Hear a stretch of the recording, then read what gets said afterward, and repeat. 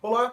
Neste vídeo nós vamos falar sobre o cânon do Novo Testamento, o que é um assunto muito importante em termos de história e de teologia em geral, mas também é muito importante se nós estivermos preocupados em estudar crítica textual, e especialmente se nós estivermos preocupados em estudar a teoria do texto majoritário e considerarmos aí a família 35.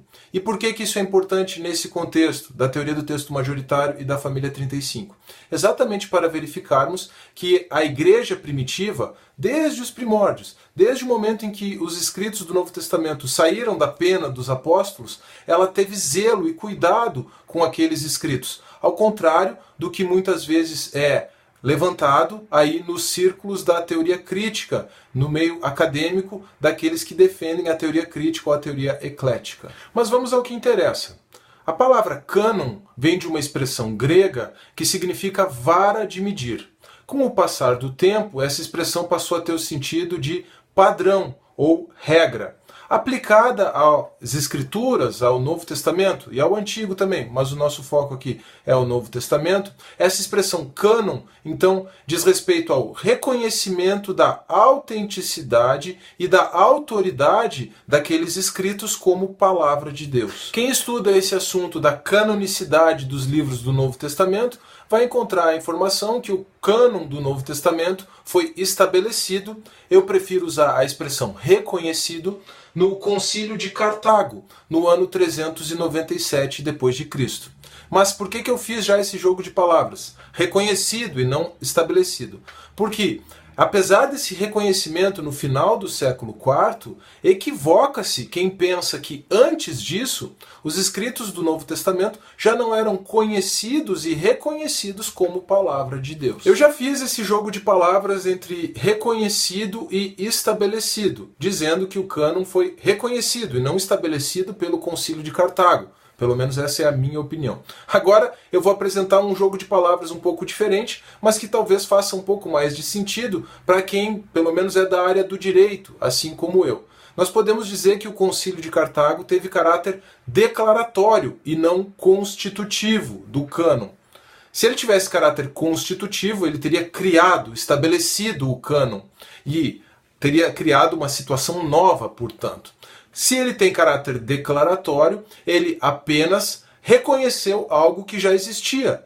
Então, os escritos do Novo Testamento eram conhecidos e reconhecidos na prática pelos irmãos, pela igreja, como palavra de Deus, e o Concílio de Cartago teria apenas declarado de forma oficial, declarado de maneira formal isso. Para entendermos esse caráter declaratório do Concílio de Cartago, nós precisamos então estudar um pouco a história dos escritos do Novo Testamento, a história do texto do Novo Testamento naquele período inicial.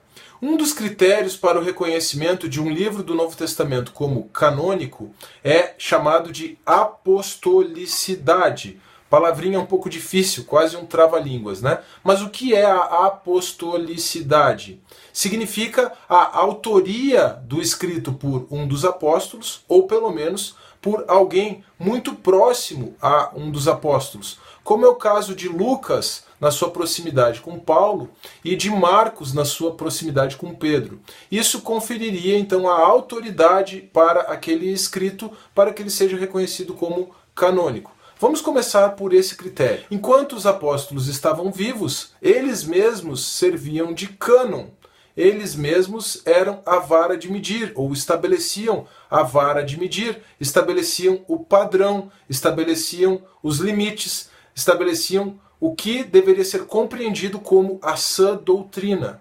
Isso era uma decorrência da própria missão que o Cristo de Deus entregou a eles. Eles deram continuidade à obra do Cristo de Deus, porque receberam do próprio Cristo essa autoridade e foram capacitados por ele pelo Espírito Santo. Aliás, é muito interessante nós percebermos isso, nós percebermos como os apóstolos serviam de cânon, de vara de medir naquele primeiro momento, porque muitas das cartas que compõem o Novo Testamento foram escritas por eles exatamente para corrigir problemas que estavam sendo verificados na igreja.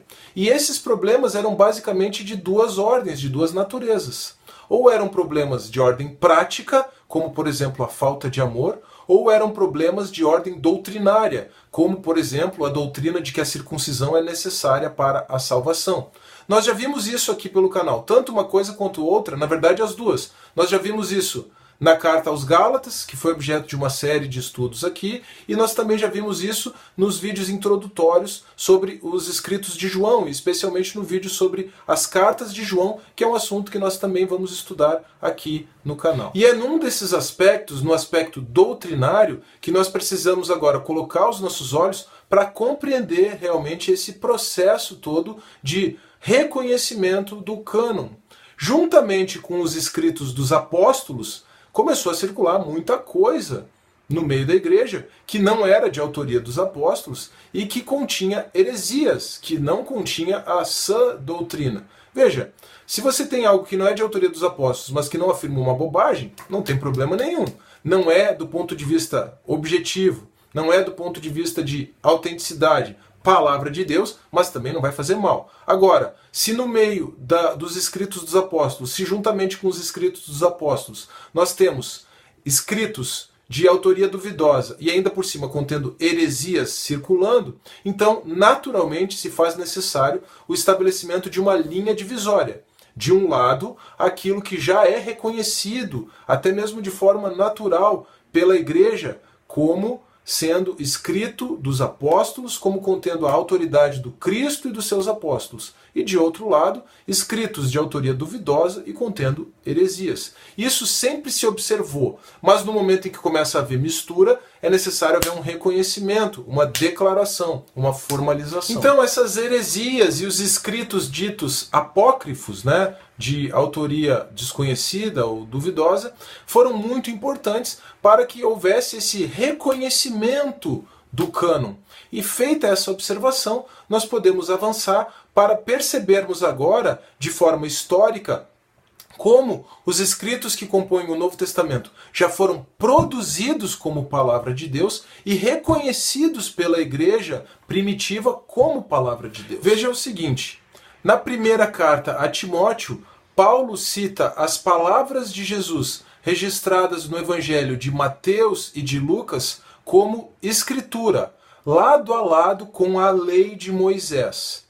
Já Pedro, na sua segunda carta, cita os escritos de Paulo como sendo também escritura.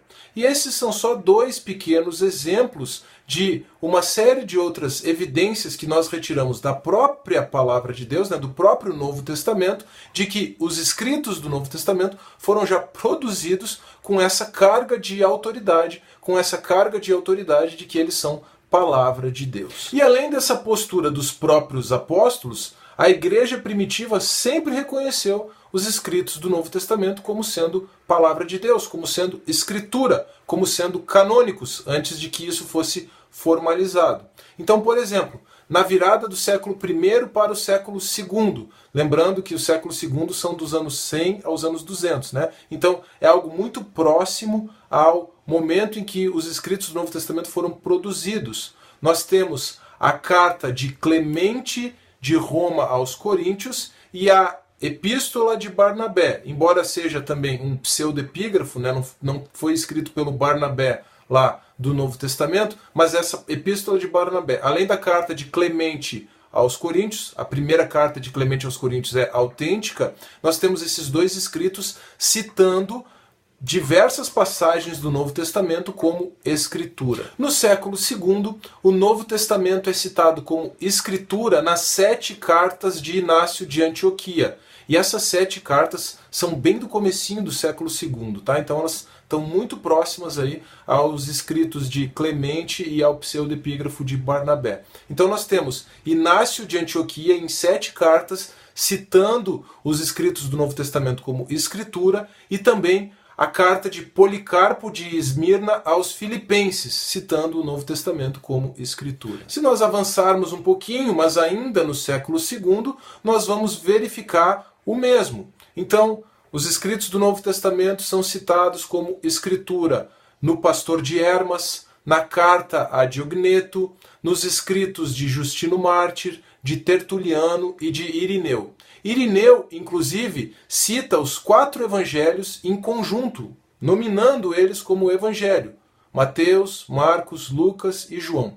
E com isso, nós chegamos à transição do século II para o século III. E essa então é uma pequena demonstração de que a Igreja sempre tratou dos escritos do Novo Testamento como palavra de Deus. E quando nós chegamos no final do século IV, no Concílio de Cartago, no ano 397 d.C., isso foi apenas reconhecido.